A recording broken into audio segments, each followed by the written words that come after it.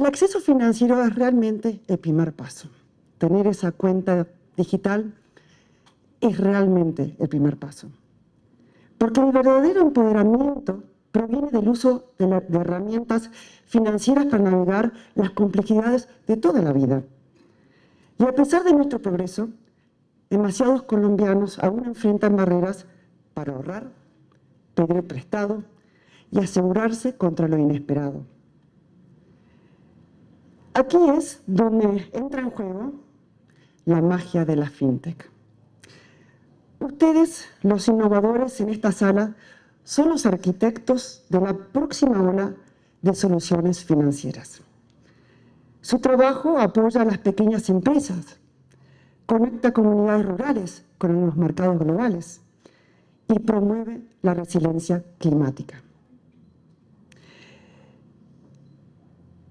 Pero más allá de estos logros notables, hay un llamado realmente a profundizar nuestro enfoque a la salud financiera.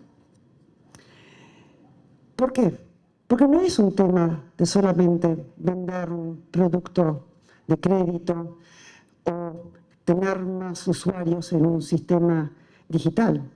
Es realmente mejorar la salud financiera de los colombianos.